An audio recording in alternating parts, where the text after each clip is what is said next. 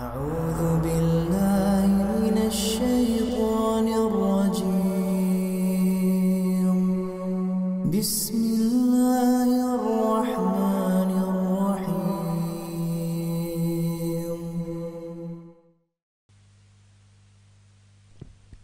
بسم الله الرحمن الرحيم. السلام عليكم ورحمة الله وبركاته. Alhamdulillahi Rabbil Alamin. Wassalatu wassalamu ala ashrafil anbiya'i wal mursalin wa ala alihi wa ashabihi ajma'in. Asyhadu an la ilaha illallah wahdahu la syarika lah wa asyhadu anna Muhammadan abduhu wa rasuluhu la nabiyya wa la rasula ba'dah. Amma ba'du. Ma'asyiral muslimat, jamaah yang semoga selalu dalam lindungan dan penjagaan Allah Subhanahu wa taala. Marilah kita bersyukur kepada Allah Subhanahu wa taala atas limpahan nikmat yang tiada terhingga, yang dengannya alhamdulillah kita bisa berkumpul di salah satu rumah Allah yang kita cintai ini dalam rangka menunaikan kewajiban kita sebagai seorang muslim, sebagai seorang muslimah, yaitu menuntut ilmu syar'i. Semoga apa-apa saja yang kita lakukan pada pagi yang berbahagia ini menjadi pemberat timbangan amal soleh kita pada yaumil mizan, kelak pada hari kiamat. Salawat beserta salam semoga selalu tercurahkan untuk Nabi kita tercinta, Nabi Muhammad sallallahu alaihi wasallam, suri tauladan kita yang menjadi panutan hidup kita. Semoga kita sebagai umatnya yang selalu setia mengikuti jejak langkah sunnah-sunnah ajaran Nabi sallallahu alaihi wasallam hingga kematian menjemput kita. Para hadirat yang dimuliakan oleh Allah Subhanahu wa taala, pada pagi yang berbahagia ini insyaallah kita akan melanjutkan kajian kita terkait dengan sirah para sahabat-sahabat perempuan Nabi sallallahu alaihi wasallam. Yang kita ingin titik fokuskan terlebih dahulu terkait dengan sahabat-sahabat perempuan Nabi sallallahu alaihi wasallam adalah para istri Nabi sallallahu alaihi wasallam. Sudah berlalu pembahasan kita beberapa istri Nabi yang sudah kita jelaskan sejarahnya secara singkat. Di antaranya adalah Khadijah. Kemudian setelah itu kita juga pernah membahas tentang Sofiyah binti Huyai. Kemudian pada pertemuan yang lalu kita sudah membahas tentang Salamah radhiyallahu taala anhunna. Sekarang pada kesempatan yang singkat ini kita akan melanjutkan dua sejarah istri Nabi sallallahu alaihi wasallam yang sama-sama bernama Zainab. Yang satu namanya Zainab bintu Khuzaimah, kemudian yang satunya lagi, yang kedua, yaitu Zainab bintu Jahshin. Baik, kita akan bahas terlebih dahulu sejarah yang memang betul-betul singkat, dan kehidupan beliau bersama Nabi pun juga singkat. Siapa beliau?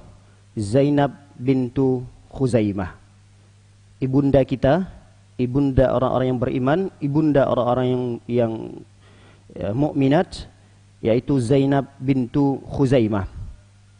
Secara singkat, beliau ini lahir pada tahun 23 sebelum Hijrah, kemudian wafatnya pada tahun 4 Hijriah, pada tahun keempat. Usia beliau meninggal ketika itu kurang lebih 30 tahun. Jadi meninggal dalam usia yang masih muda, umur 30 tahun beliau meninggal. Dikuburkan di Madinah di pemakaman Al-Baqi' yang di samping Masjid Nabawi. Beliau diberi gelar dengan Ummul Mukminin, ibundanya orang-orang yang beriman. Selain daripada lakab ini beliau dapatkan atau gelar ini, beliau juga sudah mendapatkan gelar yang terbaik di zaman jahiliyah, disebut dengan Ummul Masakin. Ummul Masakin. Apa arti masakin ini? Masakin ini adalah orang-orang miskin. Jadi beliau ini adalah ibu dari orang-orang miskin, atau orang tua dari orang-orang miskin. Lakab ini sudah beliau dapatkan ketika beliau berada di masa jahiliyah, belum masuk ke dalam Islam. Baik, para hadirin oleh Allah Subhanahu wa taala. Adapun ayah beliau, sebelum kita masuk sedikit menjelaskan tentang pernikahan beliau dengan Nabi sallallahu alaihi wasallam, kita akan jelaskan bahwa beliau ini punya ipar-ipar yang biasa. Artinya keluarga beliau ini tidak hanya sekedar keluarga besar, tapi keluarga yang memiliki kedudukan yang sangat tinggi, terutama pada ipar-iparnya. Jadi beliau Zainab bintu Khuzaimah ini memiliki saudari-saudari yang beda bapak. Di antara saudarinya itu adalah Maimunah. Kemudian ada lagi saudari beliau bernama Salma bintu Umais. Salma ini adalah istri daripada Hamzah. Siapa Hamzah ini? Paman Nabi. Kemudian ada lagi saudarinya bernama Ummul Fadl, Lubabah Al-Kubra bintu Al-Haris. Nah, Ummul Fadl ini saudarinya Zainab, menikah dengan Al-Abbas. Siapa Abbas ini? Siapa Abbas? Paman Nabi lagi. Paman Nabi sallallahu alaihi wasallam. Baik, ini saudari-saudarinya Zainab. Jadi beliau itu punya ipar. Ipar beliau itu Masya Allah, Abu Bakar, Hamzah, kemudian siapa lagi tadi? Al-Abbas. Ini orang-orang besar, orang-orang sabiqun al-awwalun, sahabat-sahabat Nabi sallallahu alaihi wasallam, yang juga masih tidak banyak kisah tentang keislaman beliau, kemudian sejarah di masa beliau jahiliyah, karena memang banyak sejarah tentang beliau ini tidak tertuliskan dalam kitab-kitab para ulama. Di antaranya adalah amalan-amalan yang beliau banyak sembunyikan sehingga tidak tertulis di dalam kitab-kitab sejarah.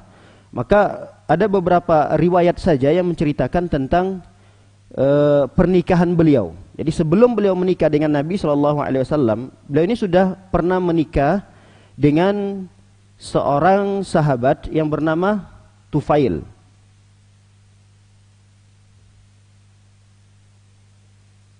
At-Tufail binti Al-Haris bin Al-Muttalib. Nah, tapi dalam kisah itu diceritakan tidak lama hubungan rumah tangga mereka, lalu Tufail menceraikan Zainab ini. Ada yang menceritakan karena Zainab ini mandul, sehingga diceraikan oleh Tufail. Lalu Zainab ini menikah lagi dengan suami yang keduanya, yang bernama di sini jelaskan Ubaidah bin Al-Haris. Ubaidah bin Al-Haris. Ini suami yang keduanya. Namun ketika kelang berapa tahun usia pernikahan mereka, Ubaidah ini mati syahid karena ikut berperang bersama Nabi sallallahu alaihi wasallam di peperangan Badar. Dalam riwayat menceritakan di peperangan Uhud, tapi tidak jauh antara perang Badar dengan perang Uhud ini, beda hanya 1 tahun. Pada intinya bahwa suami yang kedua ini meninggal, artinya Zainab binti Khuzaimah menjanda yang kedua kalinya karena suami yang keduanya ini meninggal dunia. Melihat kondisi yang menyedihkan seperti itu, Nabi SAW tidak tega. Melihat ada istri dari temannya, apalagi temannya ini memiliki jasa besar di dalam Islam, memiliki jasa besar pada diri Nabi SAW, lalu kemudian Nabi SAW maju untuk meminang Zainab binti Khuzaimah ini. Dalam riwayat yang lain, Nabi SAW menjadikan perantara. Ada pamannya daripada Zainab binti Khuzaimah ini. Jadi Nabi SAW mencoba untuk mengutarakan keinginannya untuk menikahi Zainab. Ini karena memang ada alasan yang kuat kenapa Nabi SAW menikahi beliau ini. Yang pertama, alasannya karena kesolehaannya, karena ketakwaannya yang luar biasa.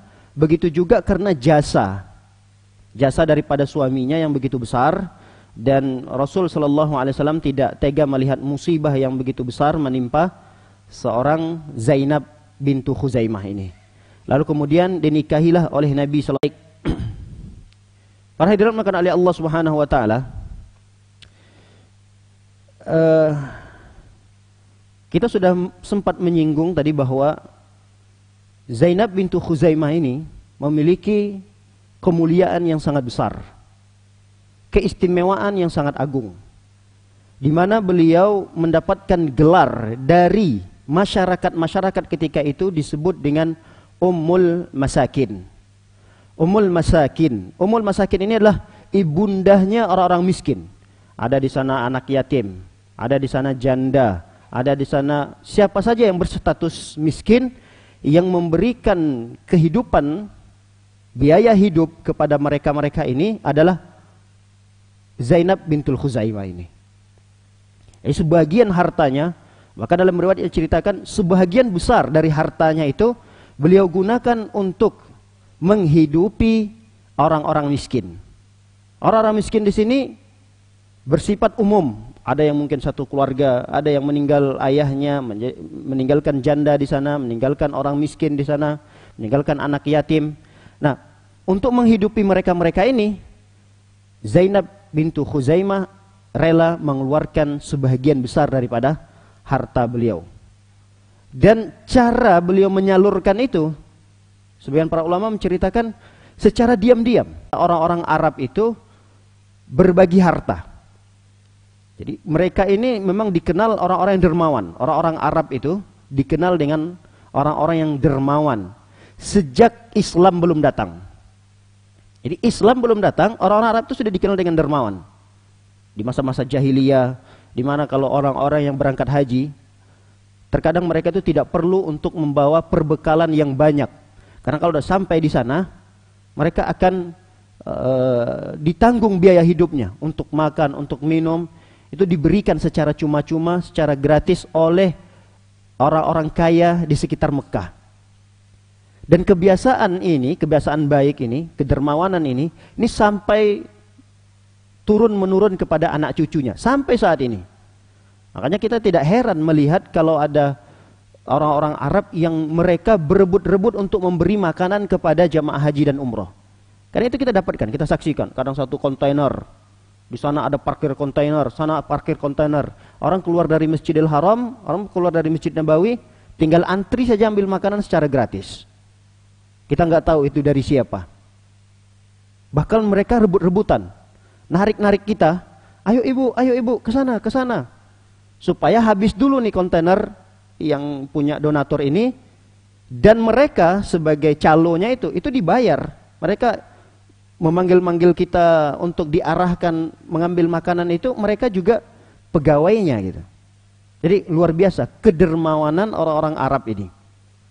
Nah, Zainab bintu Khuzaimah ini sudah melekat kedermawanan ini sejak beliau belum masuk Islam. Sehingga beliau digelar dengan Ummul Masakin. Baik, para hadirin melakukan oleh Allah Subhanahu wa taala, saya sudah sempat juga singgung tadi bahwa Zainab bintu Khuzaimah tidak lama hidup bersama Nabi sallallahu alaihi wasallam. Ada riwayat yang menceritakan sekedar 3 bulan umur pernikahan mereka. Dalam riwayat yang lain ada yang mengatakan 8 bulan. Allah alam bisawab, pendapat yang kuat menjelaskan bahwa usia pernikahan mereka, yakni Zainab bintu Khuzaimah dengan Nabi sallallahu alaihi wasallam hanya berusia 8 bulan. Setelah itu kemudian Zainab bintu Khuzaimah meninggal dunia. Zainab bintul Khuzaimah meninggal dunia. Makanya dalam satu riwayat diceritakan oleh Nabi sallallahu alaihi wasallam, Nabi sallallahu alaihi wasallam ketika detik-detik meninggalnya Zainab pernah memberikan prediksi bahwa orang yang pertama didahulukan oleh Allah Subhanahu wa taala untuk pencabutan nyawanya setelah Khadijah, istri Nabi sallallahu alaihi wasallam, adalah Zainab ini. Jadi Khadijah, istri pertama Nabi sallallahu alaihi wasallam, yang juga pertama meninggal dunia, lalu kemudian diikuti oleh Zainab bintu Khuzaimah ini. Tidak banyak cerita tentang beliau ini, tentang Zainab bintu Khuzaimah ini. Nah, karena tidak terlalu panjang sejarah tentang beliau, maka kita akan masuk pada istri beliau Zainab yang kedua. Siapa itu? Zainab bintu Jahshin. Baik. Ini diingat Zainab bintu Khuzaimah dan yang kedua Zainab bintu Jahshin. Baik. Terkait dengan Zainab bintu Jahshin, sebelumnya sudah pernah mendengar nama ini juga? Sudah pernah mendengar nama ini? Kapan? Barusan? Zainabnya pernah, ya kan? Zainabnya sudah sering kita mendengarkan nama Zainab. Bahkan sebagian besar dari saudari-saudari kita menamakan putrinya Zainab. Nah, Zainab yang kita akan bahas di sini bukan Zainab yang sering kita dengar. Bukan Zainab yang sering kita lihat, anak-anak kecil, bukan. Tapi Zainab yang akan kita bahas di sini adalah Zainab bintu Jahshin. Baik, secara ringkas saya akan gambarkan secara ringkas. Zainab ini lahir pada tahun 32 sebelum Hijriah. Kalau Zainab bintu Khuzaimah tadi tahun berapa? 28. Berarti jarak umur mereka berapa tahun ini? 4 tahun. Siapa yang lebih muda? Zainab bintu Jahshin ini. Berarti beliau yang lebih muda. Zainab bintu Jahshin. Ingat, beliau lahir pada tahun 32 Hijriah. Wafatnya beliau pada tahun 20 Hijriah. Wafat pada tahun 20 Hijriah. Kalau Zainab bintu Khuzaimah tadi wafat pada tahun 4 Hijriah. Nah, usia beliau ini meninggal ya kurang lebih, nanti kita akan bahas, 50 tahunan lah usia beliau. Baik, para hadirin dimuliakan oleh Allah Subhanahu wa taala, yang menakjubkan dari nasab beliau ini, ternyata Zainab bintu Jahshin ini adalah sepupu Nabi sallallahu alaihi wasallam. Nah, ini yang perlu kita pahami dan ketahui, bahwa Zainab bintu Jahshin ini adalah sepupu Nabi sallallahu alaihi wasallam. Karena Zainab ini punya ibu namanya Umaymah. Siapa nama ibu Zainab? Umaymah. Nama bapaknya Jahshin. Jahshin punya istri namanya Umaymah. Umaymah ini adalah bibi Nabi Muhammad sallallahu alaihi wasallam. Saudari daripada siapa bibi Nabi SAW lagi? Sofia kan bibi Nabi ya. Sofia, ini saudari mereka. Mereka ini bersaudara. Baik. Para hadirin melakukan oleh Allah Subhanahu wa taala, sebelum Nabi sallallahu alaihi wasallam menikahi Zainab bintu Jahshin ini, ternyata Zainab ini sudah pernah menikah dengan anak angkat Nabi sallallahu alaihi wasallam. Siapa nama anak angkat Nabi? Zaid bin Harithah. Jadi Nabi punya anak angkat namanya Zaid bin Harithah. Nah, Zaid bin Harithah ini menikah dengan Zainab bintu Jahshin. Kita sedikit mengulang kisah atau sejarah Zaid bin Harithah ini. Zaid bin Harithah ini sebenarnya seorang budak, hamba sahaya, yang dibeli oleh keponakan Khadijah. Ini masih di zaman jahiliyah ya. Ini belum wahyu diturunkan kepada Nabi sallallahu alaihi wasallam. Baru usia pernikahan Nabi dengan Khadijah itu beberapa tahun. Ya sekitar 10 tahun lah kurang lebih begitu. Nah, ada keponakan Khadijah namanya Hakim bin Hizam. Hakim bin Hizam ini melewati satu pasar, dia tertarik dengan seorang pemuda Lalu kemudian pemuda ini memang berstatus hamba sahaya, ketika itu diperjualbelikan. Hakim bin Hizam membeli seorang pemuda ini. Lalu kemudian setelah selesai transaksi, pemuda ini dibawa oleh Hakim bin Hizam menemui Khadijah. Lalu hamba sahaya ini dihadiahkanlah kepada Khadijah radhiyallahu taala anha. Nah, karena Nabi SAW sebagaimana kita ketahui memiliki beberapa anak laki-laki, yang anak laki-laki Nabi SAW itu tidak sampai usia dewasa. Artinya masih anak-anak, sudah meninggal. Seperti Ibrahim, beberapa hitungan belasan bulan meninggal dunia. Ada anak Nabi nama Abdullah, ada nama anak putra Nabi namanya Qasim, dan seterusnya. Banyak putra-putra, ada beberapa putra-putra Nabi SAW yang diharapkan untuk melanjutkan estafet dakwah Nabi SAW, tapi semua putra Nabi SAW meninggal di usia yang masih kecil. Hati orang tua mana yang tidak sedih? Apalagi anak laki-laki. Anak laki-laki ini kan yang akan meneruskan nasab orang tuanya. Kalau anak perempuan kan kalau sudah menikah dengan laki-laki, putus nasabnya. Kalau Nabi SAW tidak punya anak laki-laki, berarti kan putus nasab Nabi SAW. Kalau hanya sekedar punya anak perempuan, Nabi punya anak Fatimah dan seterusnya. Menikah dengan laki-laki, anaknya ya akan mengikuti nasab ayahnya. Jadi di zaman dulu anak laki-laki ini adalah anak yang sangat berharga sampai di zaman kita saat ini. Nah, ketika Nabi SAW meninggal putranya, tidak berapa lama dapat lagi dikaruniai putra, meninggal lagi. Khadijah juga melihat, kasihan melihat Nabi SAW. Pada akhirnya pemuda hamba sahaya tadi diberikanlah oleh Khadijah kepada Nabi Muhammad SAW, dihadiahkan. Siapa nama pemudanya tadi? Zaid bin Harithah. Lalu kemudian karena dekatnya Nabi SAW dengan Zaid ini, semua orang-orang yang melihat kedekatan Nabi dengan Zaid ini, orang-orang itu pun memanggil Zaid ini dengan Zaid bin Muhammad.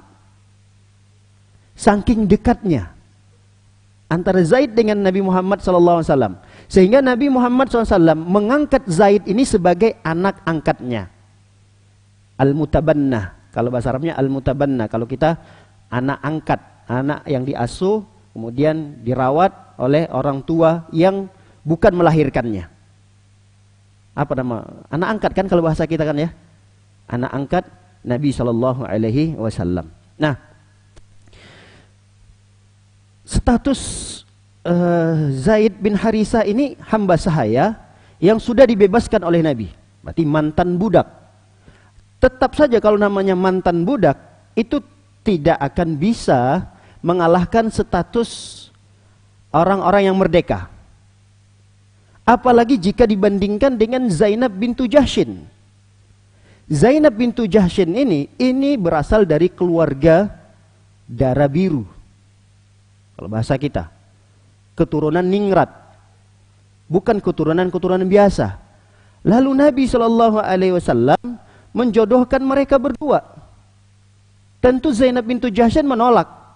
Gak mau Nabi, ini hamba sahaya, ini mantan hamba sahaya. Kamu kan tahu saya ini siapa? Saya ini sepupumu. Ibu saya Umaymah. Umaymah ini adalah bibimu. Kami berasal dari Bani Hashim. Bani Hashim ini adalah salah satu suku yang begitu besar di Mekah. Jadi ada banyak suku, namun yang paling menonjol di Mekah itu ada dua suku yang paling besar. Suku Makhzum dengan suku Hashim. Bani Hashim dan Bani Makhzum. Bani Hashim itulah keluarga Nabi Muhammad. Kemudian Bani Khuzaimah itulah keluarganya Abu Jahal. Jadi dua suku besar ini adalah dua suku yang paling menonjol di Mekah. Nah, keturunan yang luar biasa, tinggi derajatnya, lalu kemudian dijodohkan oleh Nabi SAW dengan mantan budak. Nah, ketika Zainab bintu Jahsyin secara naluri wanita, fitrah wanita, menolak itu, perjodohan itu. Lalu kemudian Nabi Shallallahu Alaihi Wasallam menjawab penolakan itu melalui firman Allah Subhanahu Wa Taala. Allah Subhanahu Wa Taala menurunkan satu ayat di dalam surah Al-Ahzab ayat yang ke-36. Surah Al-Ahzab ayat yang ke-36. Kata Allah Subhanahu Wa Taala, "Wa ma kana lil mu'minin wala mu'minatin idza qadallahu wa rasuluhu amran an yakuna lahumul khiyaratu min amrihim." Kata Allah Subhanahu Wa Taala, tidak pantas seorang mukmin, tidak pantas seorang mukminah apabila telah ditetapkan oleh Allah, apabila telah ditetapkan oleh Rasul satu perkara, lalu kemudian mereka untuk memilih perkara yang lain. Nggak pantas. Artinya Allah ingin menegur Zainab bintu Jahsyin. Wahai Zainab bintu Jahsyin, kamu tidak pantas berlaku seperti itu di hadapan Nabi Muhammad. Nabi Muhammad SAW ini adalah seorang Rasul. Ketika seorang Rasul menetapkan satu perkara, apa perkaranya? Zainab, silahkan menikah kepada Zaid bin Harisah ini. Nah, ketika ketetapan itu sudah ditetapkan oleh Rasul SAW, tidak boleh ada pilihan yang lain. Enggak, saya enggak mau milih yang lain. Karena dalam riwayat diceritakan, Zainab bintu Jahsyin ini selain memiliki keturunan yang luar biasa, terpandang di masyarakat, beliau juga sudah banyak dilamar oleh orang-orang besar. Saudagar-saudagar besar, orang-orang kaya raya, orang-orang yang mapan, yang ganteng, dan seterusnya. Kesempurnaan lah yang datang untuk melamar Zainab bintu Jahsyin. Ketika itu Zainab bintu Jahsyin meminta pendapat Nabi Muhammad SAW. Ketika Nabi SAW mendengarkan curhatan daripada sepupunya ini, Nabi malah menyarankan untuk menikah dengan anak angkatnya ini, Zaid bin Harisah. Baik, para hadirin maka oleh Allah Subhanahu Wa Taala, karena turun ayat yang menegur Zainab bintu Jahsyin tadi, maka Zainab tidak punya pilihan yang lain. Zainab pun menikahi Zaid bin Harisah ini. Baik, karena Zaid bin Harisah tidak punya apapun untuk melamar, tidak punya harta. Lalu kemudian Nabi SAW memberikan beberapa bawaan lah. Kalau di sini orang nikah itu bawa seserahan ya namanya ya, seserahan. Apa saja yang disiapkan oleh Nabi SAW? Pertama, yang disiapkan oleh Nabi sekitar 10 dinar. 10 dinar. 1 dinar anggaplah misalnya 5 juta. Berarti kalau 10 dinar 50 juta ya. 50 juta. Kemudian sittina dirhaman, 60 dirham. Sebanyak 60 dirham, uang perak. Kalau sekarang misalnya dirham itu dikalikan 50 ribu, karena dulu 1 dirham itu dapat beli 1 ekor ayam. Sekarang 1 ekor ayam yang sedang ya, enggak yang besar, tidak juga yang kecil. Berapa? 50 ribu ya. Ada kan 1 ekor ayam 50 ribu. Nah, 50 ribu kalau kali 6, 60. 3 juta ya kalau 60. 3 juta ya, 60 dirham kali 50 ribu. 3 juta. Kemudian khimaran. Khimar itu pakaian yang menutup aurat. Jadi yang menutup dari kepala sampai ke kaki. Jadi 1 set seserahan yang dibawa oleh Nabi SAW. Wa dir'an. Dir'an itu jaket biasanya. Tapi bagi laki-laki itu biasa digunakan untuk pakaian perang. Kemudian izaron. Izaron itu sarung. Wa malhafatan, selimut. Wa khamsina muddan min ta'amin. Kemudian Rasul SAW juga membawa untuk melamarin tadi dari Zaid ini, Zaid bin Harisah, berupa khamsina muddan, yaitu 50 mud makanan. Kalau 1 mud itu 3 kilo, kan kalau kita bayar zakat fitrah 1 mud sekitar 3 kilo. 2 mud atau 3 mud ya, 3 mud, 2 mud dah, 3 kilo. Ya kira-kira bisa dibayangkan lah, atau 2 karung, 3 karung beras lah kalau kita mungkin. Wa salasina sa'an min tamar. Begitu juga Nabi SAW membawa bersama Zaid bin Haritha untuk melamar Zainab tadi sekitar 30 sok dari tamar. Tamar itu kurma. Terjadilah pernikahan mereka dengan Zaid dan Zainab bin Haritha. Tidak berapa lama pernikahan tersebut, Zaid sudah mulai risih. Gimana tidak risih? Karena Zainab bin Jahshin ini selalu mengungkit-ungkit keturunannya. Ya, namanya laki-laki sebagai pemimpin di rumah tangga merasa beliau ini direndahkan. Itu biasa dalam hubungan rumah tangga seperti itu. Akhirnya Zaid tidak kuat dengan rumah tangga ini. Lalu kemudian beliau minta izinlah kepada Nabi SAW. Wahai Nabi, boleh enggak saya ceraikan Zainab bintu Jahshin ini? Saya udah enggak kuat. Karena setiap kali bertemu yang dibahas itu lagi.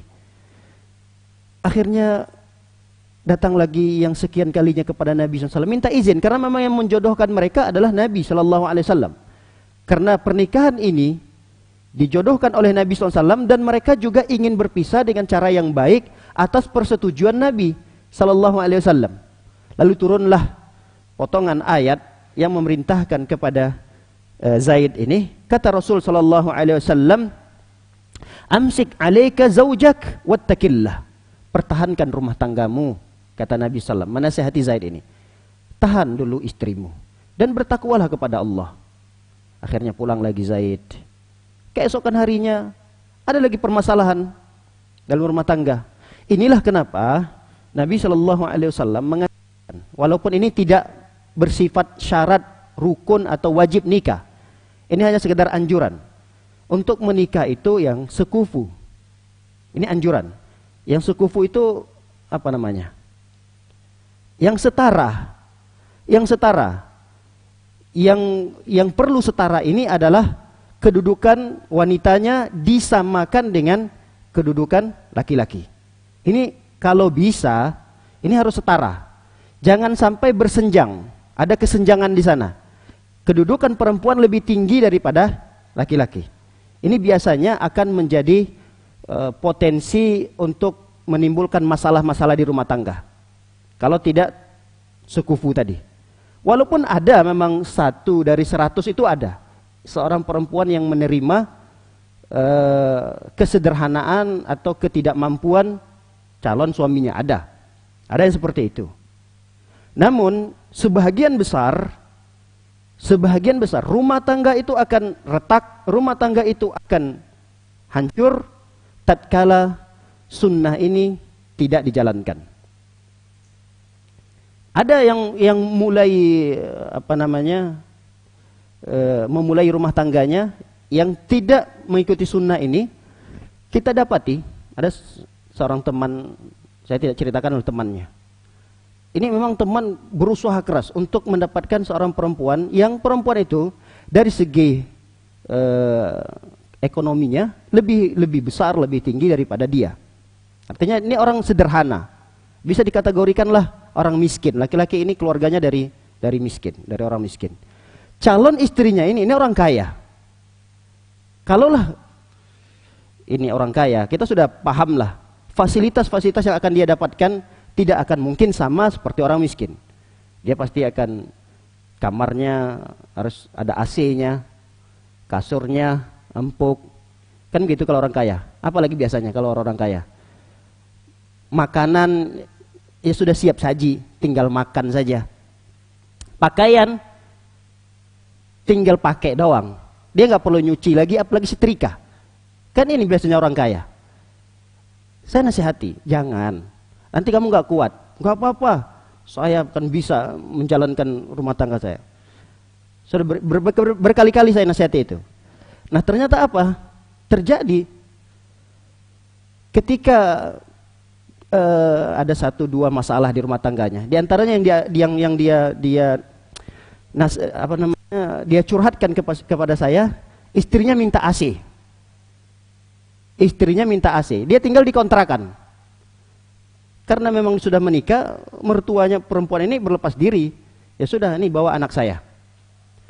Yang anaknya ini sudah terbiasa menikmati fasilitas yang luar biasa dari orang tuanya. Sampai makan pun tinggal makan saja, nggak perlu lagi ke dapur untuk masak. Ya dia keluhkan istrinya nggak bisa masak. Kan saya sudah pernah nasihati. Saya bilang kepada teman itu, kan saya sudah pernah nasihati. Akan terjadi permasalahan di rumah tangga nanti. Apa diantaranya? Ya cerita, istri nggak bisa masak. Kamu nggak lihat sejarah istrimu seperti apa? Coba lihat kembali ke belakang.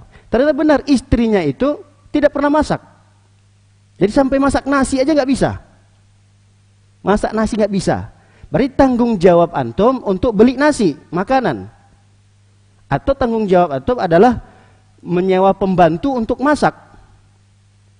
Ya begitu memang dalam Islam begitu. Nggak bisa seorang istri itu dituntut untuk kamu masak ya, kamu harus cuci ya, kamu harus setrika ya. Nggak bisa. Kita harus melihat sejarah istri kita itu seperti apa.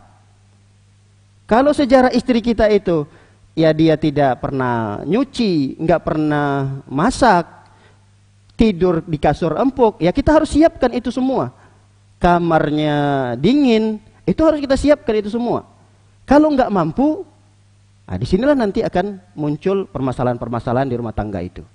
Makanya Rasulullah SAW menganjurkan untuk menikah dengan sekufu. Ada memang perempuan yang biasa menikmati fasilitas yang mewah dari orang tuanya, menikah dengan seorang laki-laki yang sederhana, bisa dia mengikuti suasana. Mulai dia yang tadinya nggak pintar masak, mulai dia belajar masak, ada. Tapi ada model dia cuek, sehingga menjadikan suaminya kesal. Nah, kira-kira seperti itulah bayangannya di keluarga Zaid bin Harisah. Seperti itulah kira-kira. Nah, para hadirin oleh Allah Subhanahu wa taala, ketika berulang kali konsultasi dengan Nabi sallallahu alaihi wasallam, akhirnya turunlah satu ayat yang menjelaskan bahwa Zaid boleh menceraikan Zainab bintu Jahshin ini. Kita bisa lihat dalam surah Al-Ahzab lagi di ayat yang ke-37. Di surah Al-Ahzab ayat ke berapa? 37. Kalau tadi ayat 36 kan ya, Al-Ahzab ayat 36 yang menegur Zainab untuk menerima perintah Nabi SAW agar menikah dengan Zaid. Nah, di ayat berikutnya, berarti nggak lama, hubungan rumah tangga mereka ini nggak lama. Sehingga turun ayat yang berikutnya yang menjelaskan bahwa Zaid boleh menceraikan Zainab. Allah Subhanahu wa taala berfirman, "Wa ittaqulu lilladzi an'ama Allahu 'alaihi wa an'amta 'alaihi." Ketika Nabi sallallahu alaihi wasallam berkata kepada Zaid, Zaid ini adalah seorang yang diberikan nikmat yang begitu besar oleh Allah dan nikmat yang begitu besar juga oleh Nabi sallallahu alaihi wasallam. Apa kata Nabi kepada Zaid? "Amsik 'alaika zaujak wattaqillah." Pertahankan hubungan rumah tangga kalian. Tahan istrimu, jangan ceraikan. Wattaqillah, bertakwalah kepada Allah. Ini nasihat Nabi. Nabi tidak langsung minta ceraikan saja kalau begitu. Enggak, dinasihati dulu oleh Nabi sallallahu alaihi wasallam. Wa tukhfi fi nafsika ma Allahu mubdihi. Tapi memang Nabi sallallahu alaihi wasallam sudah ada keinginan untuk menikahi Zainab ini. Tapi masih disembunyikan oleh Nabi setelah diceraikan oleh Zaid, putra angkatnya tadi ini. Nabi SAW sudah ada keinginan untuk menikahi Zainab bintu Jahshin ini. Tapi beliau masih sembunyikan. Fallahu mubdih. Kemudian Allah ingin tampakkan itu. Wa takhshan nas. Nabi masih sembunyikan karena khawatir kepada manusia, kepada orang-orang jahiliyah ketika itu, atau kebiasaan orang Arab. Karena kebiasaan orang Arab ketika itu tidak boleh ayah menikahi istri dari anak angkatnya. Haram. Itu aib besar dulu di kebiasaan orang Arab. Nggak boleh. Nah, makanya Nabi SAW menahan diri untuk tidak mengutarakan keinginannya menikahi Zainab bintu Jahshin ini. Karena pantang sekali. Pantang sekali di sisi orang Arab, seorang ayah menikahi mantan daripada istri anak angkatnya. Lalu kemudian Allah katakan, "Khshannas," kamu takut kepada manusia itu, "wallahu ahaqqu an takhsha." Padahal Allah yang lebih pantas untuk kamu takuti. Falamma qada Zaidun minha watara. Lalu kemudian Zaid ini Zaid, putra angkatnya Nabi SAW. Ini juga menjelaskan tentang keutamaan sahabat Nabi yang bernama Zaid, putra angkat Nabi ini. Karena satu-satunya sahabat dari sekian banyaknya sahabat, puluhan ribu sahabat. Jumlah sahabat itu ribuan. Ada Abu Bakar, Umar, Utsman. Ini kan sahabat-sahabat yang luar biasa. Abdurrahman bin Auf. Tapi di dalam Al-Quran hanya satu sahabat yang disebutkan oleh Allah Subhanahu wa taala dalam Al-Quran. Namanya langsung disebutkan oleh Allah. Siapa dia sahabatnya? Zaid. Satu-satunya sahabat yang namanya langsung disebutkan oleh Allah Subhanahu wa taala adalah putra angkat Nabi sallallahu alaihi wasallam. Apa kata Allah? Falamma qada Zaidun minha watara. Manakala Zaid telah menyelesaikan hajat kebutuhannya kepada istrinya tadi ini, artinya sudah menceraikan istrinya Zainab bintu Jahsin, fazawwajnakaha likai la yakuna 'alal mu'minina harajun fi azwaji ad'iyaihim. Lalu kemudian kami nikahkan engkau wahai Muhammad dengan Zainab tadi. Jadi setelah selesai masa iddah, diceraikan oleh Zaid, keluar masa iddahnya, lalu Allah mengatakan, zawwajnakaha likai la yakuna 'alal mu'minina haraj. Kami nikahkan engkau, kata Allah, kepada Zainab itu supaya di tengah-tengah orang-orang yang beriman tidak menjadi permasalahan lagi. Karena di tengah-tengah orang-orang yang beriman ketika itu pun masih menganggap aib, masih menganggap pantang besar bagi ayah angkat menikahi menantunya. Ini pantang sekali. Di tengah-tengah orang yang beriman, turunlah firman Allah ini menjelaskan kepantangan itu dihapuskan. Karena ini hanya kebiasaan dari nenek moyang mereka. Dan pada dasarnya dari pandangan syar'i, boleh seorang ayah menikahi, ayah angkat menikahi menantunya. Ayah angkat menikahi menantu dari anak angkatnya tadi. Baik. Para hadirin oleh Allah Subhanahu wa taala. Setelah turun ayat ini, Aisyah ketika itu juga mendengarkan firman ini diturunkan oleh Allah Subhanahu wa taala. Lalu Nabi sallallahu alaihi wasallam mengatakan kepada beberapa orang yang ada di sekitar Nabi tatkala ayat ini turun, Nabi mengatakan, "Man yazhab ila Zainab?" Siapa di antara kalian yang mau datang ke Zainab? "Wa yubashshiruha anna Allah qad zawwajaniha minas sama'." Dan berikan kabar gembira kepada Zainab bahwa sesungguhnya Allah telah menikahkanku dengan dia dari langit. Jadi yang menikahkan Zainab itu langsung Allah Subhanahu wa taala. Jadi satu-satunya istri Nabi sallallahu alaihi wasallam yang dinikahi oleh Nabi tanpa melalui perantara wali adalah Zainab ini. Karena Allah Subhanahu wa taala sudah mengizinkan itu. Namun ini tidak boleh dilakukan oleh orang biasa, umat-umat Nabi sallallahu alaihi wasallam. Lalu ada mengatakan tiba-tiba dalam mimpinya dia terbangun dari tidurnya, dia mengatakan, "Di dalam mimpiku Allah membisikkan, saya boleh menikahkan kamu tanpa harus ada wali." Ini enggak boleh. Wah, enggak apa-apa Ustaz. Kan dulu Nabi juga pernah seperti itu, nikah tanpa wali. Enggak, ini khusus hanya untuk Nabi Muhammad sallallahu alaihi wasallam. Kami ulang lagi, ini khusus hanya untuk Nabi sallallahu alaihi wasallam, dan itu hanya terjadi pada Zainab bintu Jahsin saja.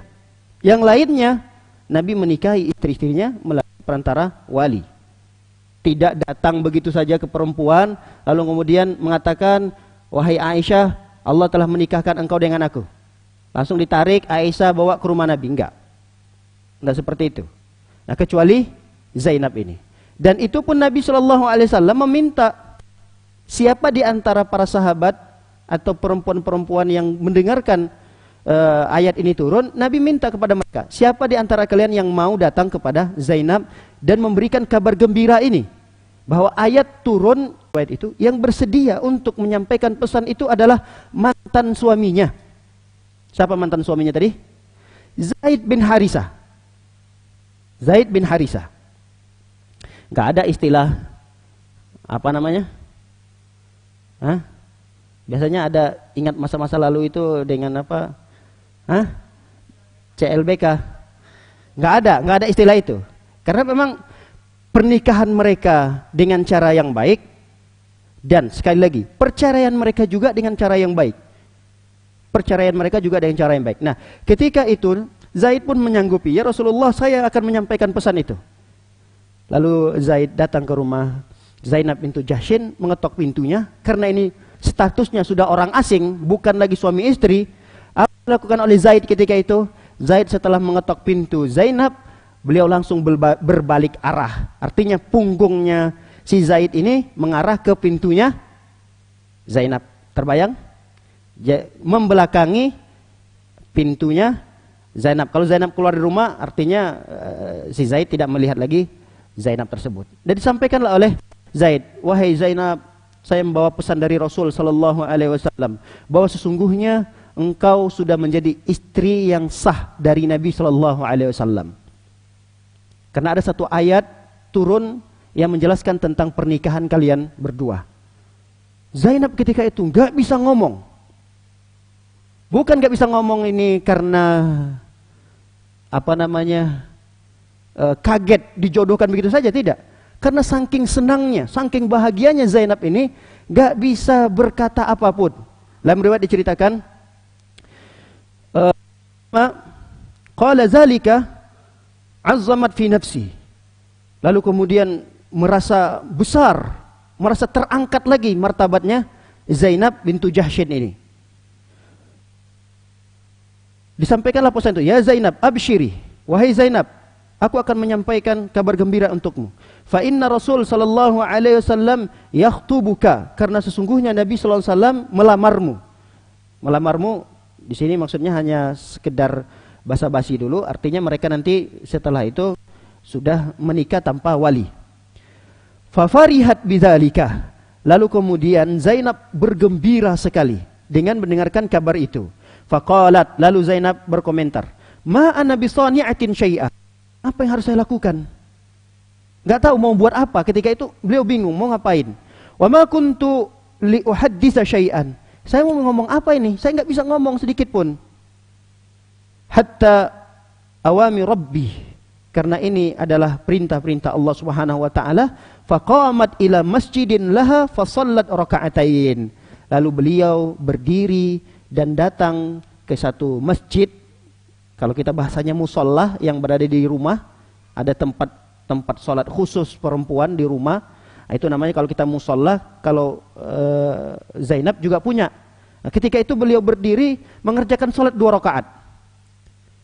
Setelah selesai sholat 2 rakaat, lalu kemudian beliau bermunajat kepada Allah Subhanahu wa taala, meminta kepada Allah, dan beliau berkata kepada Allah. Apa kata beliau? Allahumma inna rasulaka yakhtubuni fa in kuntu ahlan lahu fazawwijni minhu.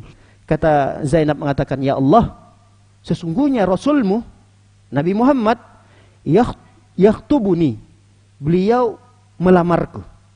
Kalau memang aku ini pantas buatnya ya Allah, kalau memang aku ini layak buat Muhammad itu, maka nikahkanlah aku ya Allah dengan Muhammad tersebut, dengan Rasulmu itu. Nah, turunlah firman Allah Subhanahu wa taala yang tadi dalam potongan-potongannya, potongan-potongan ayat yang sama tadi di surah Al-Ahzab ayat ke-37. Allah Subhanahu wa taala mengatakan, zawwajnakaha, kami nikahkan engkau wahai Zainab, kami nikahkan engkau wahai Muhammad kepada Zainab, likai la yakuna 'alal mu'minin, supaya orang-orang yang beriman yang merasa pantang menganggap ini adalah perkara yang tidak boleh di tengah-tengah masyarakat, maka hukum itu kami hapuskan. Nah, ayat ini menegaskan kepada kita bahwa orang tua angkat boleh menikahi menantu dari anak angkatnya. Makanya jangan menganggap bahwa anak angkat yang diadopsi oleh orang tua itu mahram bagi dia. Enggak. Bahkan dulu Nabi SAW sempat menasabkan Zaid ini dengan nama beliau, ditegur oleh Allah Subhanahu wa taala. Yang sebenarnya di tengah-tengah orang Arab itu udah biasa. Jadi kalau ada anak angkat lalu kemudian dinisbatkan kepada yang mengadopsi, misalnya namanya nabi kita namanya Muhammad, nama anak angkatnya Zaid. Jadi Zaid bin Muhammad itu sudah biasa di tengah-tengah orang Arab. Tapi ditegur oleh Allah Subhanahu wa taala, ud'uuhum liabaihim. Panggil nama-nama mereka dan disandingkan dengan ayah-ayah mereka. Ditegur oleh Allah Subhanahu wa taala. Ketika itu Nabi sallallahu alaihi wasallam tidak lagi menasabkan Zaid dengan ayah biologi Zaid bin Harisah, karena ayahnya bernama Harisah. Sekarang Zaid dinisbatkan kepada Harisah. Baik, para hadirin maka oleh Allah Subhanahu wa taala, ketika Nabi sallallahu alaihi wasallam dalam riwayat yang lain itu kan hadis diriwayatkan oleh Ibnu Abbas radhiyallahu anhu, sajadat. Dalam riwayat yang diceritakan saking senangnya Zainab ini ketika mendapat kabar bahwa sujud berterima kasih kepada Allah Subhanahu wa taala. Dalam riwayat yang lain diceritakan anna Zainab lamma busyirat bitazwiji Allahi nabiyahu iyyaha wa nazala al-aya fi dzalik. Zainab manakala mendapatkan kabar gembira atas pernikahan, sehingga Nabi SAW tidak bisa memberikan banyak untuk Zainab. Yang bisa diberikan oleh Nabi SAW adalah sebagai maharnya qurbah. Qurbah itu wadah tempat air minum. Kalau dulu memang itu lumayan mahal karena qurbah itu terbuat dari kulit hewan. Jadi kulit hewan yang utuh, nggak tahu gimana caranya. Mungkin bisa kakinya saja yang ada lobangnya, dan kalau itu diisi air, airnya nggak tumpah. Jadi kulit hewan kalau dia bukan dijahit, kalau dijahit mungkin akan bisa keluar airnya. Jadi hewan itu bisa utuh dan ketika dimasukkan air dalam kulitnya itu air tidak tumpah. Nah itulah di antara mahar yang diberikan oleh Nabi Shallallahu Alaihi Wasallam, qurbah itu. Wa abaah. Abaah ini jubah. Jadi satu set pakaian dari kepala menutupi aurat sampai kaki. Abaah. Kemudian rohaliyat. Rohaliyat ini bukan misin. Gilingan gilingan gandum yang itu digunakan oleh tangan. Itu yang diberikan oleh Nabi SAW. Wa wisadah. Apa wisadah? Bantal yang diberikan Nabi SAW. Wa kanatil walimah. Lihat, walimahnya Masya Allah sederhana sekali. Hidangannya itu cuma tamar, kurma yang dihidangkan oleh Nabi. Wasawiqon. Sawiqon ini ya campuran antara gandum, kemudian sedikit dikasih pemanis, entahkah itu madu atau apa. Itulah yang dimakan oleh orang-orang yang datang menghadiri walimahan Nabi SAW. Tidak mewah walimahan yang dilaksanakan oleh Nabi SAW ketika resepsi pernikahannya. Baik, para hadirin maka oleh Allah Subhanahu wa taala.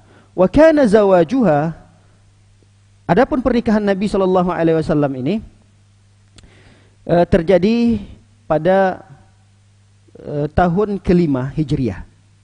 Pada tahun ke-5 Hijriah. Jadi bedanya hanya 1 tahun dengan pernikahannya Zainab yang pertama tadi. Zainab binti siapa? Binti Khuzaimah.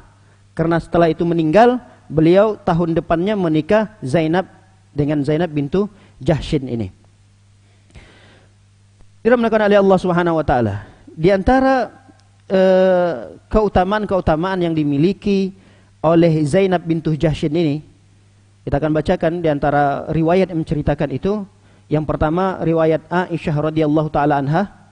Ketika itu Aisyah bercerita, Zainab ini adalah perempuan yang dinikahi oleh Nabi Shallallahu Alaihi Wasallam, yang aku tidak pernah melihat seorang perempuan yang baik agamanya daripada Zainab ini. Ini pernyataan daripada Aisyah sebagai madu beliau. Aisyah ketika itu berkomentar, aku tidak melihat seorang perempuan yang baik agamanya daripada Zainab ini. Dan aku juga tidak pernah melihat seorang perempuan yang lebih bertakwa kepada Allah daripada Zainab ini. Dan aku tidak pernah melihat seorang perempuan yang paling jujur dalam bicara melainkan Zainab. Yang paling rajin dalam bersilaturahmi, yang paling banyak sedekahnya. Yang paling banyak sedekahnya. Sampai dalam riwayat diceritakan ketika Zainab ini meninggal, beliau tidak meninggalkan sepeser dirham dan dinar. Habis semua hartanya, meninggal dalam kondisi tidak mewariskan apapun. Semua hartanya dia berikan, dia sedekahkan untuk kepentingan dakwah Islam. Baik, para hadirin maka oleh Allah Subhanahu wa taala. Saking banyaknya sedekah yang beliau keluarkan untuk kegiatan dakwah, sampai-sampai beliau pun diberikan gelar oleh kaum muslimin dengan Ummul Masakin. Jadi Zainab bintu Jahsyin yang kedua ini juga diberi gelar dengan Ummul Masakin. Ibundanya orang-orang miskin. Ini luar biasa. Kalau yang berikan gelar itu adalah masyarakat, ini kan berarti apa yang dilakukan oleh Zainab ini sangat besar. Beda dengan mungkin orang-orang kaya di zaman kita. Orang kaya zaman kita itu paling mungkin 1, 2, 3 keluarga yang bisa dia bantu kehidupannya. Dan yang tahu mungkin sekitar beberapa keluarga saja. Ini masyarakat besar. Masyarakat besar tahu betul tentang kebaikan yang dimiliki oleh Zainab bintu Jahsyin, sehingga yang memberikan gelar itu adalah masyarakat yang mengetahui apa yang dilakukan oleh Zainab bintu Jahsyin ini. Baik, para hadirat yang dimuliakan oleh Allah Subhanahu wa taala. Di antara keutamaan yang lainnya yang dimiliki oleh Zainab bintu Jahsyin ini, beliau dinikahkan oleh Allah langsung. Yang itu tidak terjadi pada istri-istri yang lain dari Nabi sallallahu alaihi wasallam. Dalam sebuah riwayat diceritakan kanat taftakhiru ala nisa'in Nabi. Kadang ada satu kebanggaan tersendiri yang dimiliki oleh Zainab itu daripada istri-istri Nabi yang lain. Pernah beliau mengatakan, "Zawwajakunna ahlikunna wa zawwajani Allah Ta'ala min fawqi sab'i samawat." Kalian, wahai istri-istri Nabi yang lain, kalian itu dinikahi oleh wali-wali kalian. Kalau saya dinikahkan langsung oleh Allah dari langit yang ketujuh sana. Allah yang langsung menikahkan saya. Dalam riwayat yang lain diceritakan, ana a'zamu nisa'ika 'alaika haqqan. Ini Zainab nih berkata kepada Nabi Muhammad sallallahu alaihi wasallam, "Wahai Muhammad, wahai suamiku, wahai Rasulullah, sesungguhnya aku adalah wanita yang paling besar, istrimu yang paling besar haknya dari istri-istri yang lain." Kenapa paling besar haknya? Karena selain Zainab ini statusnya sebagai istri, Zainab ini sebagai apa? Sebagai sepupu. Masih ada hubungan saudara. Artinya selain mendapatkan hak sebagai istri, dia juga bisa mendapatkan hak sebagai saudari, sebagai saudara sepupunya. Makanya kalau seorang yang bersedekah kepada keluarganya, seseorang yang bersedekah kepada keluarganya, dia mendapatkan berapa pahala? 2 pahala. Dibandingkan seseorang bersedekah kepada orang miskin biasa, dia hanya mendapatkan 1 pahala. Pahala yang pertama yang dia dapatkan adalah nafkah, sedekahnya terhadap istri pada keluarganya. Kemudian pahala yang kedua adalah pahala sedekahnya itu. Nah, makanya Zainab bintu Jahsyin mengatakan kepada Nabi SAW, "Ya Rasulullah, aku ini adalah istrimu yang paling banyak haknya." Yang paling banyak haknya. Hak sebagai istri, hak sebagai seorang sahabat perempuan, hak sebagai saudari, dan seterusnya. Ana khairuhunna mankahan. Dan aku adalah sebaik-baik istrimu dalam pernikahan. Wa akramuhunna sitrah. Dan aku adalah semulia-mulianya istrimu dalam sitrah. Sitrah ini penutupan aurat. Karena ayat yang mewajibkan jilbab itu, aurat perempuan itu tertutup, ayat itu turun pada istri Nabi Zainab ini. Jadi belum di Madinah itu tahun pertama hijrah, tahun kedua hijrah, tahun ketiga hijrah, jilbab itu belum wajib. Jadi keliru besar. Kalau ada yang mengatakan jilbab ini adalah budaya Arab, salah besar. Karena awal-awal Islam itu turun, Awal-awal Rasulullah SAW berdakwah, orang-orang Arab belum mengenal dengan cadar, belum mengenal dengan niqab, belum mengenal menutup aurat, jilbab, belum. Pakaian-pakaian orang Arab dulu itu berbeda-beda tergantung suku masing-masing. Makanya kalau kita melihat pertunjukan-pertunjukan suku-suku Arab asli ya, cobalah lihat di beberapa channel YouTube menayangkan pakaian-pakaian adat orang Arab dahulu. Misalnya suku ini, suku ini, suku ini. Yang biasanya yang memperagakan itu adalah anak-anak perempuan kecil. Beda dengan kita. Kalau kita kan perempuan-perempuan dewasa. Kalau orang-orang Arab, terutama di Saudi, yang memperagakannya itu yang naik pentas, bukan pentas, apa namanya itu? Hah?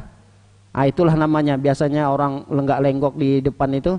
Itu kalau di Saudi anak-anak kecil. Coba kita lihat pakaian adat suku ini. Itu tidak ada sama sekali pakai jilbab. Cuma ada kadang dikasih perhiasan sini, kemudian pakaiannya tidak ada yang pakai jilbab. Nah, begitu juga setelah Islam tahun pertama, tahun kedua, di masa-masa Nabi SAW berdakwah di Mekah sampai 13 tahun, belum ada ayat yang turun mewajibkan jilbab. Sampailah nanti ketika beliau menikah dengan Zainab bintu Jahshin ini. Di tahun kelima Nabi SAW menikahinya, lalu turunlah ayat firman Allah Subhanahu wa taala yang mewajibkan perempuan itu tertutup.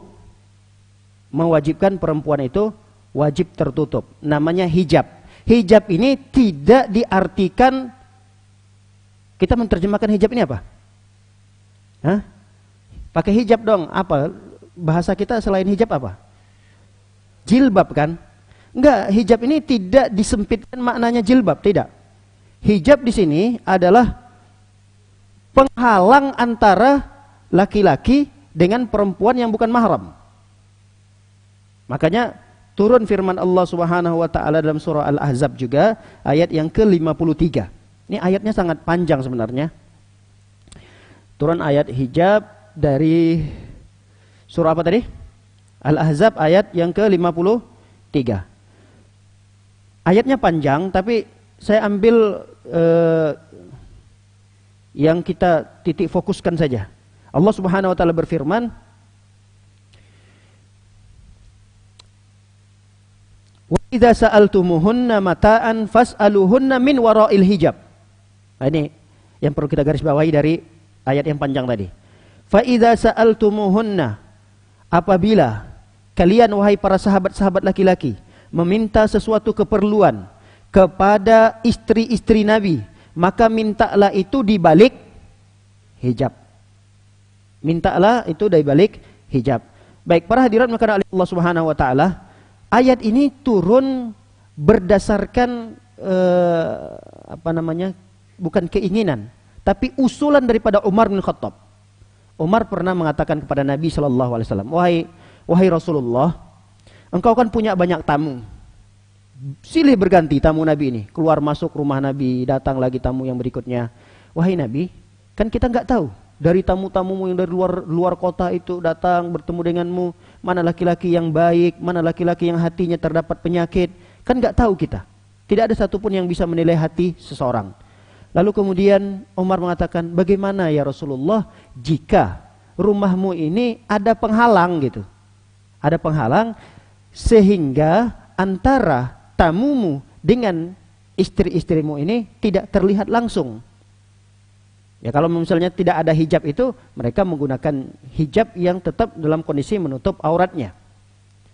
Nah, tidak berapa lama usulan itu turunlah firman Allah Subhanahu wa taala ini. Kenapa? Karena memang Zainab bintu Jahshin ini selain keluarga yang terpandang, beliau ini juga seorang perempuan yang cantik jelita. Bagaimana kita paham dan tahu bahwa beliau ini orang yang sangat cantik sekali? Karena sudah banyak, kalau bahasa kita sultan-sultan, pangeran-pangeran untuk melamar beliau. Tapi tadi Nabi malah menikahkannya dengan putra angkatnya Zaid bin Harisah tadi. Baik, para hadirin melakukan oleh Allah Subhanahu wa taala. Di antara keutamaan yang lain yang dimiliki oleh Zainab bintu Jahshin ini, adalah satu surah turun di dalam ayat itu menegur Nabi Shallallahu Alaihi Wasallam. Jadi ini menjadi suatu keistimewaan yang sangat besar. Satu surat turun atau ayat dari surah itu turun dikarenakan Zainab. Bagaimana kisahnya tersebut? Ada satu kisah, ini ya namanya dalam rumah tangga, tidak mungkin dalam rumah tangga itu tidak punya masalah. Namanya berlayar di laut, tidak mungkin perahu itu tidak mendapati ombak. Pasti ada ombak, kadang ada ombaknya kecil, ada yang besar. Nah, ketika Nabi Shallallahu Alaihi Wasallam mendapati permasalahan dalam rumah tangganya, tatkala itu Nabi Shallallahu Alaihi Wasallam mendapatkan jatah malamnya di rumah Zainab ini. Datang dari rumah Zainab, ketika itu Nabi SAW sebelum pulang minum madu dulu, minum madu yang disiapkan oleh Zainab bintu Jahsyin ini. Ada kesepakatan antara Aisyah dengan Hafsah. Ini kesepakatan yang tidak baik sebenarnya. Tapi begitulah seorang perempuan, manusia biasa, walaupun beliau seorang istri Nabi Sallallahu Alaihi Wasallam, tetap sifat manusiawinya tidak akan mungkin hilang. Beda dengan malaikat. Kalau malaikat suci, bersih, tidak akan pernah melakukan kesalahan-kesalahan. Namun para sahabat Nabi, termasuk istri-istri Nabi Sallallahu Alaihi Wasallam, ketika mereka melakukan kesalahan, mereka sudah mendapatkan ampunan dari Allah Subhanahu wa taala. Apalagi istri-istri Nabi sallallahu alaihi wasallam yang bersentuhan langsung dengan Nabi, yang selalu menyentuh kulit Nabi sallallahu alaihi wasallam. Artinya sering bersama Nabi. Ini kan keutamaan yang luar biasa. Ada satu riwayat yang menceritakan bahwa seorang sahabat Nabi sallallahu alaihi wasallam, ini di peperangan Badar kalau tidak salah. Di peperangan Badar itu Nabi sallallahu alaihi wasallam menyiapkan pasukan-pasukan. Dimintalah oleh Nabi untuk berbaris. Berbaris dengan lurus, kata Nabi. Berbarislah sahabat tadi, lurus. Ada satu sahabat gitu, Sawad kalau tidak salah. Berbarisnya ini tidak lurus, dia agak maju ke depan. Bukan perutnya yang maju. Nanti ini penghinaan terhadap sahabat. Karena ada yang mengatakan sahabat-sahabat itu gemuk-gemuk dan perutnya maju-maju. Sehingga mereka itu kalau berperang takut. Nah, ini penghinaan terhadap sahabat. Jadi sahabat itu maju karena nggak lurus barisannya. Nabi SAW melihat sebagai panglima perang, sudah diluruskan barisan, Nabi minta luruskan barisan, Nabi mengcek. Terdapatlah sahabat ini tadi lebih maju berdirinya.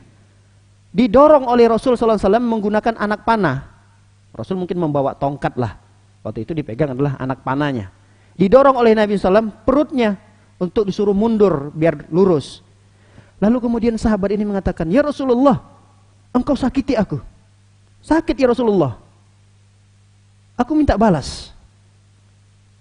Para sahabat ketika itu wajahnya langsung beda. Ini kurang ajar nih sahabat. Berani dia berkata seperti itu di hadapan Rasulullah. Tapi Rasulullah SAW, ya namanya seorang Nabi SAW, seorang Rasul, beliau tidak ingin berurusan nanti pada hari kiamat. Beliau ingin selesaikan itu di dunia. Kalau memang itu adalah suatu kezaliman yang dilakukan oleh Rasulullah SAW, balas sekarang. Akhirnya Nabi mengatakan, apakah engkau tersakiti dengan apa nih bahasanya? Didorong tadi, ditusuk, bukan ditusuk, didorong oleh Rasulullah SAW sebagai isyarat. Tapi sahabat ini mengatakan, "Ya Rasulullah, sakit ya Rasulullah. Saya rasa sakit, pedih perut saya, perih ini." Akhirnya Nabi SAW kepada sahabat tersebut, balas sekarang apa yang saya lakukan. Kata sahabat ini, "Ya Rasulullah, buka bajumu." Dibuka oleh Rasulullah SAW. Lalu kemudian sahabat tadi juga karena memang cuma pakai selendang doang, dia juga membuka bajunya. Seketika itu sahabat-sahabat yang lain mengira bahwa Sawad ini akan menusukkan tongkat yang sama atau anak panah yang sama ke perut Nabi. Ternyata tidak. Yang dilakukan oleh sahabat tersebut, beliau ingin menyentuh kulitnya ini dengan kulit Nabi Shallallahu Alaihi Wasallam. Hanya itu yang beliau harapkan. Lalu kemudian ditanya oleh Rasulullah, "Wahai Sawad, apa yang mendorong kamu untuk melakukan ini?" "Ya Rasulullah, aku berharap terakhir yang bisa aku lakukan, kulitku bersentuhan dengan kulitmu ya Rasulullah." Jadi jasad Nabi itu dari ujung rambut sampai ujung kaki mendapat keberkahan dari Allah Subhanahu wa taala. Kami ulangi. Ini hanya Rasul ya. Tidak berlaku pada habib, tidak berlaku pada kiai, tidak berlaku pada ustadz, tidak berlaku pada syekh siapapun. Ini kata para ulama hanya berlaku pada sosok Nabi Muhammad SAW. Dari ujung rambut Nabi sampai ujung kaki terdapat keberkahan-keberkahan.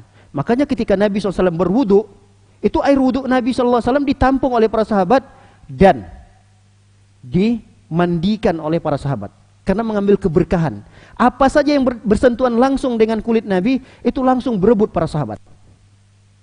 Sampai sehelai rambut Nabi jatuh, diambil. Sampai bekas baju Nabi SAW itu diambil. Ustaz, kalau sekarang yang ada di museum-museum yang katanya bekas sorban Nabi, ini pakaian Nabi, ini rambut Nabi, ada kan ya? Ada ini rambut Nabi, ini begini Nabi. Wallah alam bisawab. Apakah itu benar peninggalan-peninggalan yang betul-betul dari Nabi atau tidak? Wallah alam bisawab. Saya tidak bisa berkomentar itu. Kalau memang ada sanadnya, sampai sanad itu dari fulan. Karena dulu kan Aisyah pernah juga tuh menyimpan peninggalan Nabi SAW, tapi sudah hilang, terputus. Karena khawatir takut itu disalahgunakan. Artinya kalau memang apa yang menjadi simpanan-simpanan yang di museum yang katanya ini adalah peninggalan langsung dari Nabi, kalau memang ada sanadnya, ya kita tidak boleh mengatakan itu tidak. Berarti benar. Kalau memang mereka bisa mendatangkan sanadnya. Sebagaimana hadis-hadis Nabi kan ada sanadnya. Hadis Nabi misalnya riwayat Imam Bukhari. Imam Bukhari ini mengambil dari gurunya Nafi. Nafi mengambil dari gurunya Ibnu Umar. Ibnu Umar dari Rasul SAW. Kalau ada sanad itu, misalnya ini rambut Nabi. Rambut Nabi itu pernah dititipkan kepada Aisyah. Aisyah itu pernah mewariskannya kepada ini. Kepada ini, sampai kepada sekarang ini. Ya kita tidak boleh tidak percaya. Harus percaya karena sanadnya sampai. Nah sekarang peninggalan-peninggalan itu, kita tidak temui sanadnya. Khawatir itu hanya sekedar pengakuan-pengakuan belaka. Khawatir. Maka kita tidak perlu berlebihan. Kalau ada yang mengatakan, ini rambut Nabi ini. Kemudian dibagi-bagikan lagi. Ada sehelai yang panjang gini misalnya, dipotong-potong-potong banyak karena ini adalah Habib fulan. Nah, ini dapat warisan dari kakeknya. Ini dari kakeknya, ini dari kakeknya. Kemudian menjadi bisnis lagi untuk mengumpulkan keuntungan-keuntungan duniawi. Baik, para hadirat berkata oleh Allah SWT. Sampai mana tadi? Kok sampai cerita museum kita? Apa tadi? Kisah kita tentang mana tadi? Hah? Hijab udah lewat kayaknya. Kan pada lupa juga. Tentang apa? Oh ya.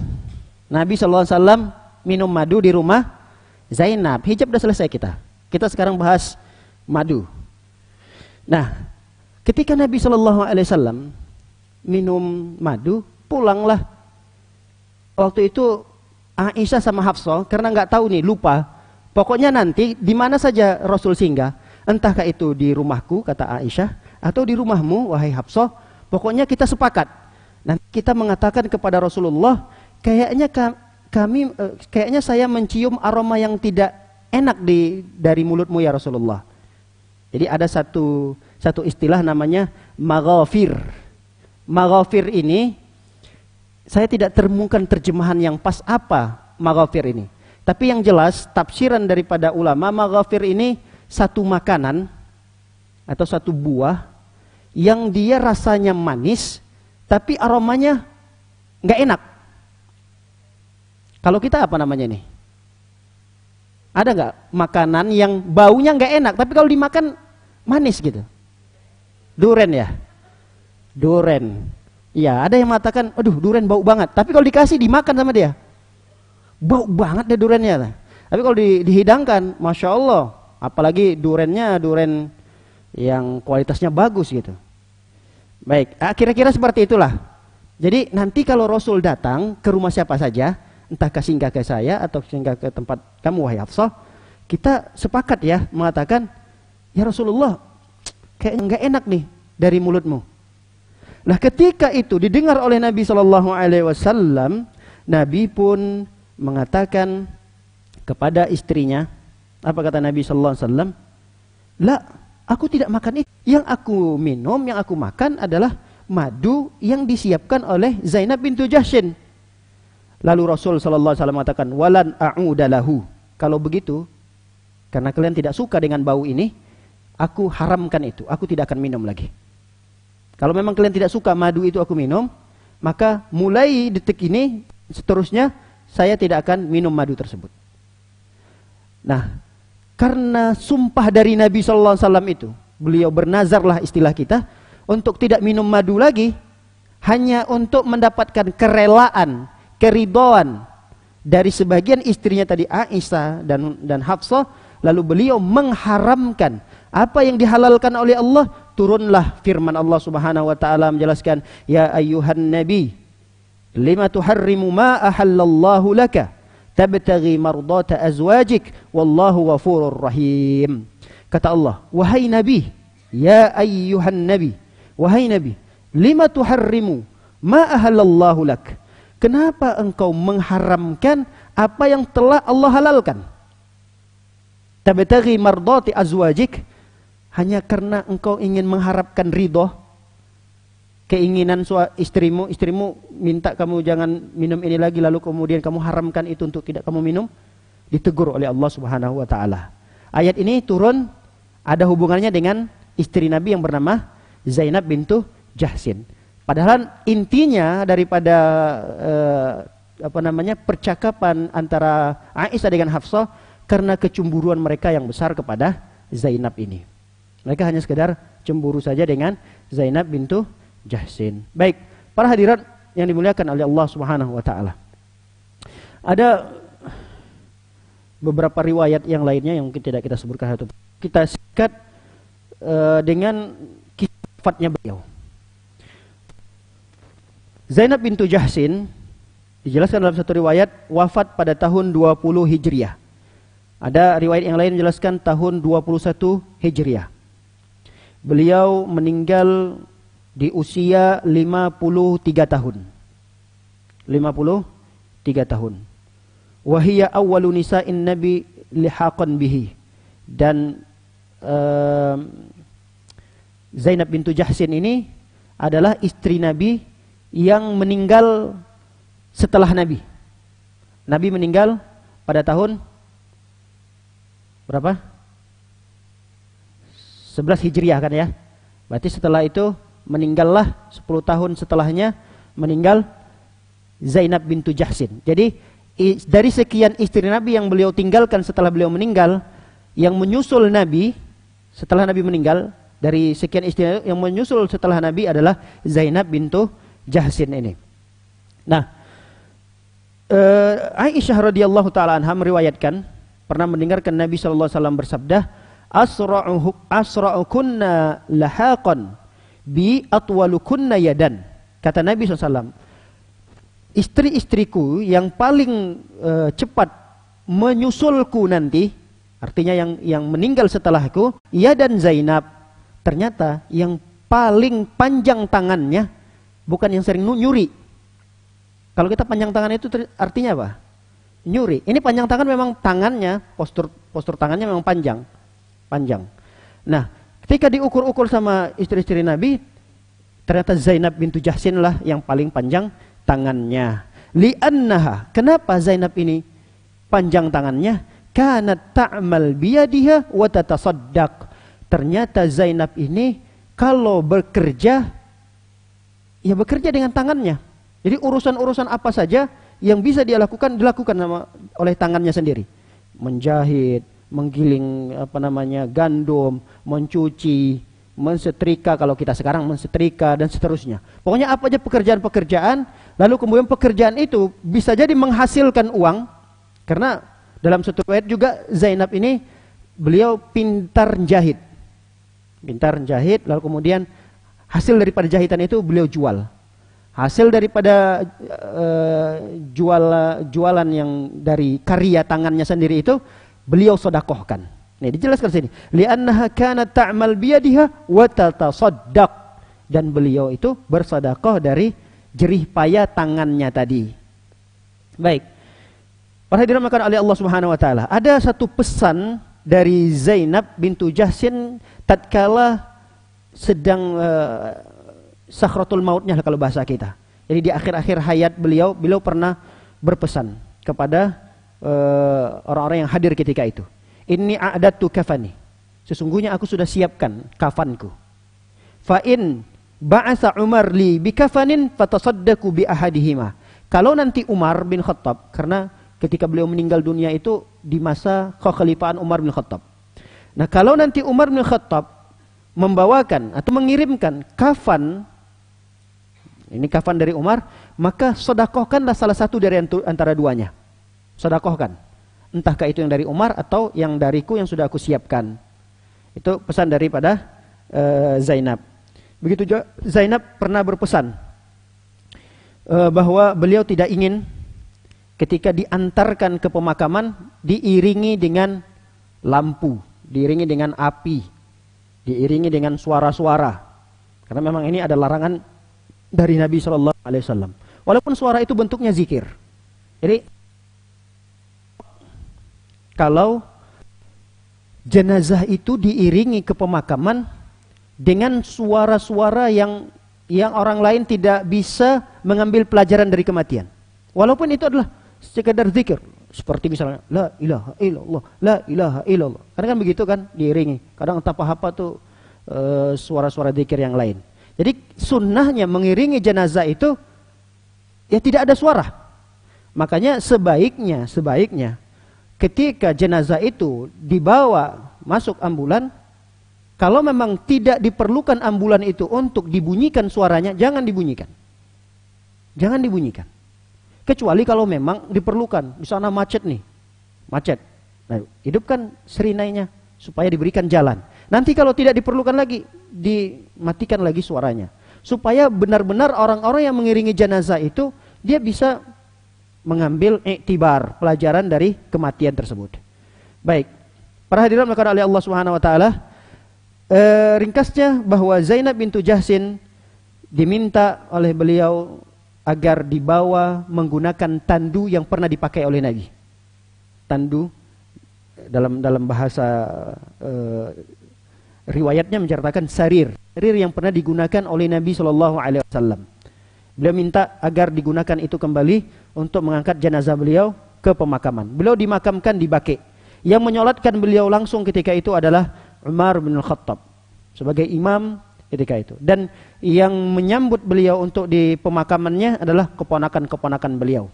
Karena saudara-saudaranya sudah banyak yang syahid, yang meninggal dunia.